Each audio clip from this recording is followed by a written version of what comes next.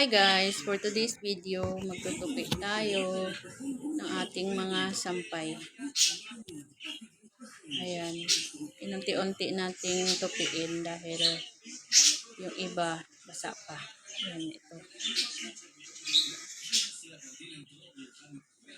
Dami nating tupiin. Ayan na yung iba guys, natuyo na. Yung iba, nandun pa sa labas. Mamaya, papatingnan ko sa inyo. Ayan na, nilagay ko na yung aking natupi.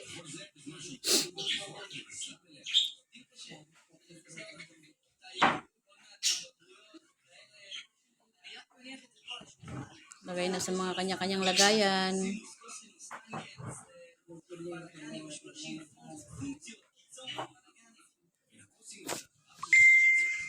Tapos pasilip ko kayo saglit sa labas kung saan ako nagsasampay ng aking mga sampay. Ayan, ang dami kong sampay ngayon. Kasi kahapon holiday nila, bawal maggamit ng washing machine. Bawal mag-on ng gas. Kaya ngayon ako naglaba kasi bukas Friday. Bawal din sa kanila din. Holiday din nila din. Kaya nilabhan ko na lahat ng mga kailanganin kasi bukas lalabas ang yung Inday. At pagkatapos kong nagtupi, ayan, nagutom. Kain naman tayo guys. Ayan, ininit ko na yung niluto ko na sitsot na may green peas at saka carrot. Bago pala ako kumakain, nilalagyan ko ng mainit tubig yung kutsara. Ini-sterilize ko muna. Maganda na yung sigurado. Babat ko muna yung kutsara ng mainit na tubig. I-sterilize. Ako siya gamitin. Sigurado tayo na malinis. Painit ko yung kanin. I-rice yan nila dito. Ilalagay ko siya sa microwave. Habang hihintayin natin mainit, Red rice. yung red rice nila dito. Niluto ko rin yun.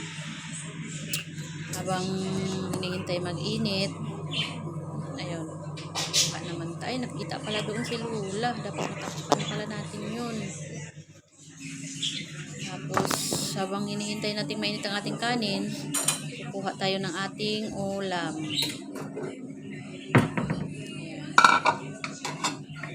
Ulam natin.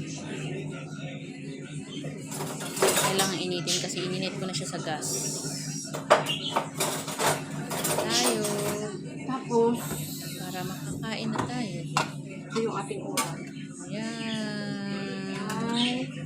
Sarap kaya yan siya. Ayan o.